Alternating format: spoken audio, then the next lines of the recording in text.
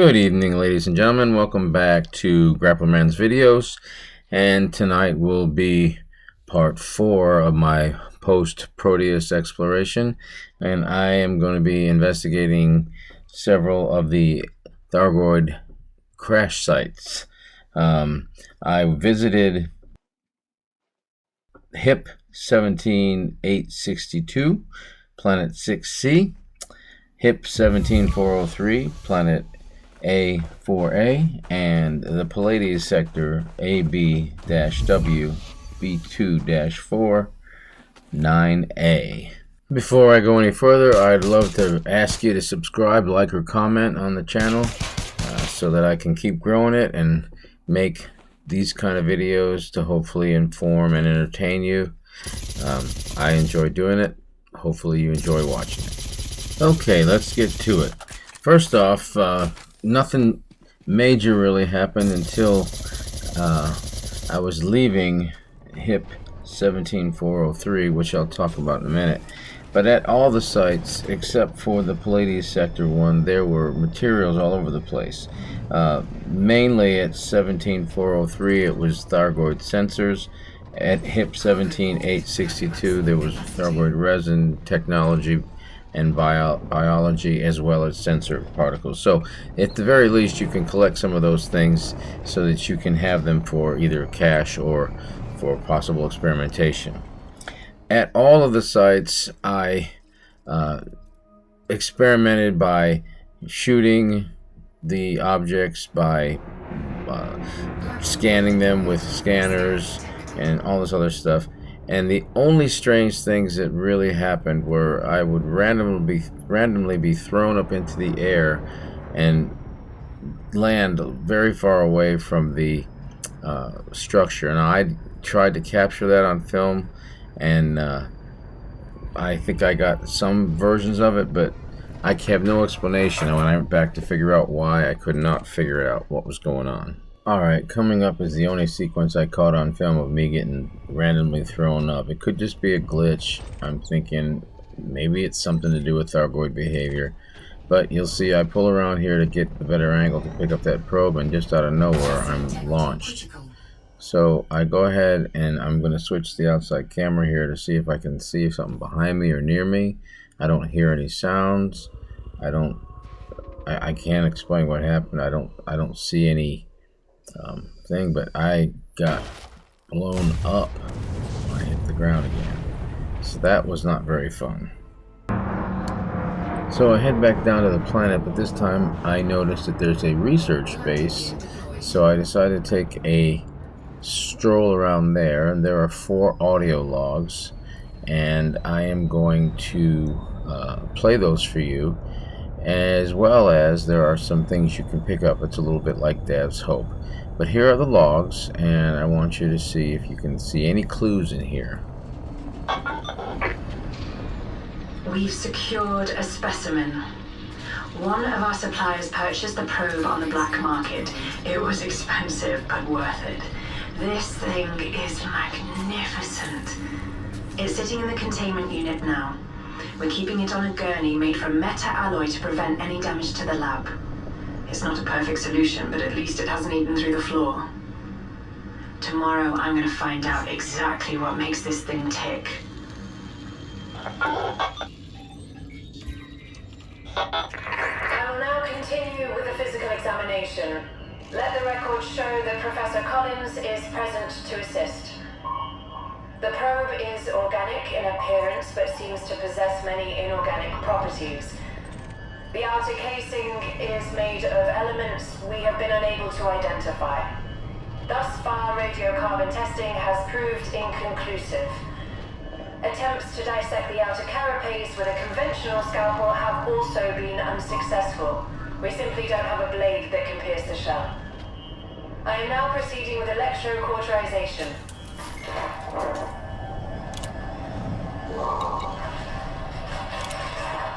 That's it. The laser has made an incision. The probe appears to be reacting to the laceration. It's pulsating. Professor Bouchard, I'm reading an increase in atmospheric pressure within the lab. Ion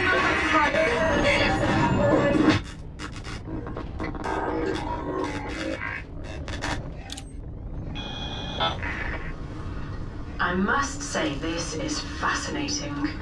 Upon making my primary incision, the probe emitted an electromagnetic pulse that shut down the entire laboratory and most of the research facility. Luckily, auxiliary power kicked in and kept our life support online. If it hadn't, we might have found ourselves a little short of air. The tech team has restored power to the main systems, but most of my hardware has been destroyed.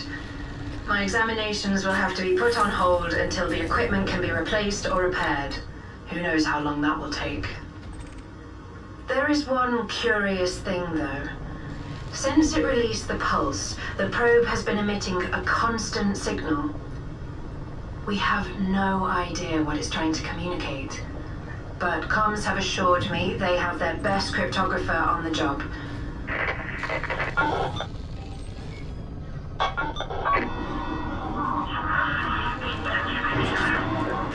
The signal the probe was giving off has been answered. We're under attack and evacuation protocols have been initiated. Whatever's assaulting us has systematically taken the settlement apart. We tried to hail it to show them we mean no harm, but there's no answer. I've been given the order to evacuate. I'm leaving a ton of research behind, but there's no time to upload it to the mainframe. I just hope we can get out of here before the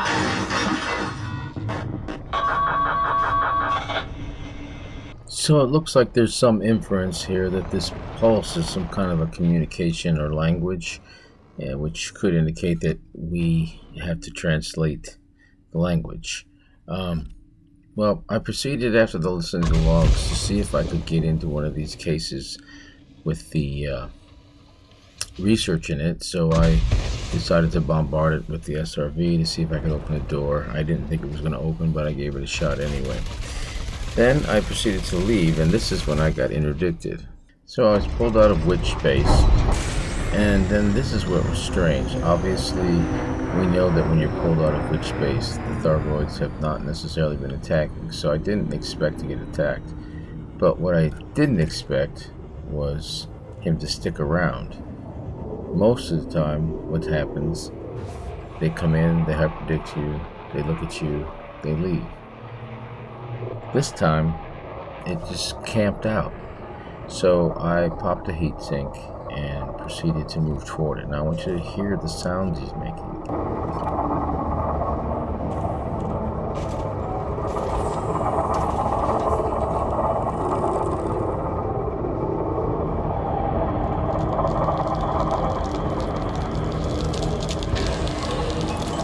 Now I don't recall hearing that kind of chatter. So I eventually got up really close to him and wanted to see how he would react. He just sat there and looked at me, and eventually I tried to do a recon limpet on him, and he didn't like it.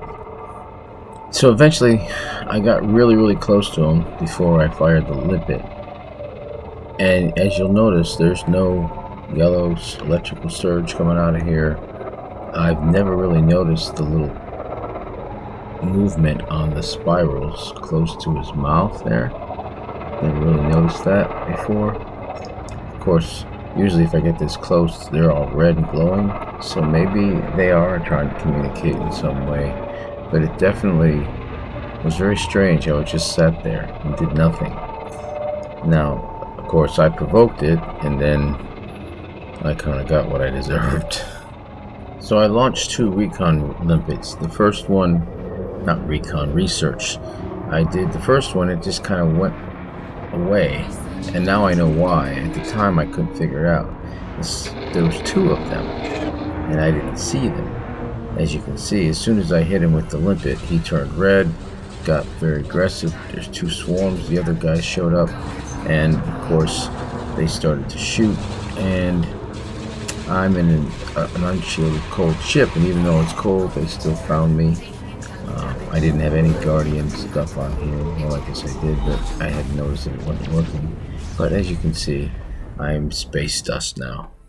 I eventually moved on to the Pallades sector and saw listening posts, which you can see on the screen, and went ahead and checked that out.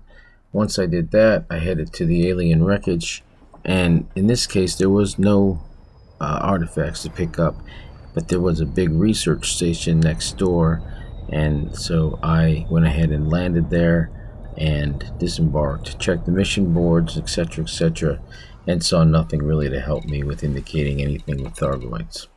Well, that was my adventure tonight. Next day or two, I'm going to be exploring the region of space, north, south, east, and west, that the thargoids control, and I'm going to do it more like an explorer. Hopefully we'll come across something. But until then, Commanders, Grappler Man out.